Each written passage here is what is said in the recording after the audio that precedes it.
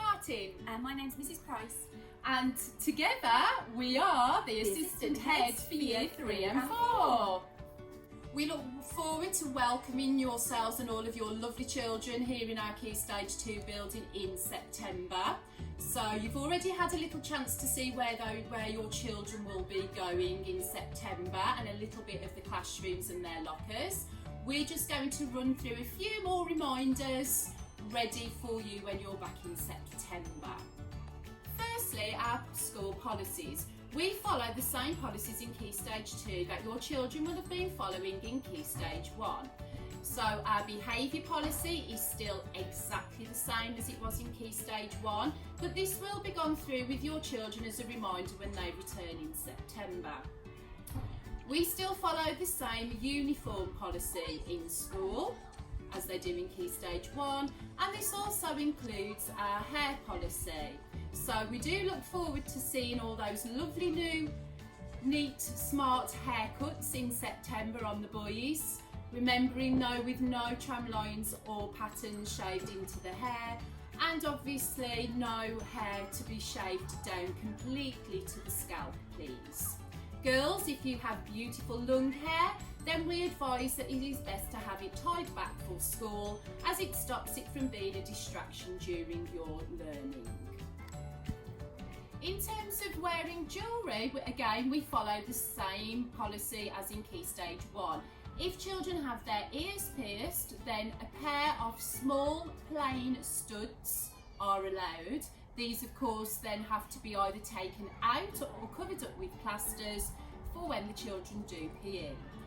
We would like not to see dangly earrings or hoop earrings, as obviously these can cause a health and safety risk.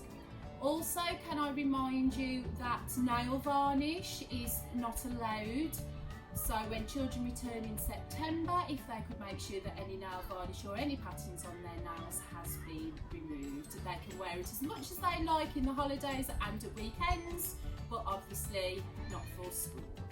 In terms of uniform, we follow the same uniform policy as Key Stage 1. So this consists of a blue polo shirt with either a blue jumper or a blue cardigan over the top. Then it's grey or black trousers or a skirt in the winter months. Then in the summer months, girls can wear the school dresses or the school play suits, and boys can wear the short trousers. And just a reminder that it should be school shoes with all items of uniform and not trainers or boots, please. One thing that is different over in our Key Stage 2 building are the position of the toilets. So in Key Stage 1, children are used to having the toilets attached to their cloakrooms outside of their classroom. This is different in Key Stage 2. Our toilets are located at the end of our corridors. This means that your child will really be encouraged when they return in September to use the toilets at break times and lunch times only. As you can imagine, if they are leaving the classroom during lesson time to go to the toilet, they are going to be wasting some of their learning time. However, of course, if your child really needs to use the toilet, they won't be prevented from going. So another important thing we need to think about when we return in September is obviously everything that you'll be bringing in with you. So like we have been for the last few months, we are limiting resources that do come into school. So one of the most important things you need to make sure you're bringing back that first week is your PE kit. So we will be trying to make use of the outdoors as much as possible for PE. So for autumn term, we are asking that you bring in a pair of jogging bottoms, black jogging bottoms please, a plain white t-shirt, and then also a plain jumper. This could be black, grey or blue in line with the school colours. So they will need to be brought into school, and your pumps. It will all need to be labelled, and these will stay in your lockers. Okay, but we will be checking that first week back that everybody brings in the appropriate equipment for PE. Because as I said, we will be trying to get outside as much as possible. So, you know, we want to keep you warm while you're exercising as well. So make make sure you've got those things, please. With the PE kits as well, sometimes if you have forgotten it, you have in the past been able to borrow equipment from the office. Unfortunately, we will not be able to cater for this in September, so it is really important that you do have your own PE kit in school and it remains in school.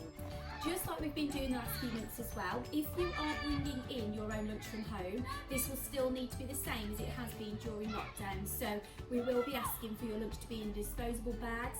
If you've got yogurts and you're having spoons with those, they should be disposable spoons as well. We won't be transferring things from to and from school where possible. So all lunch items, if they are being brought into school, they will be disposed of.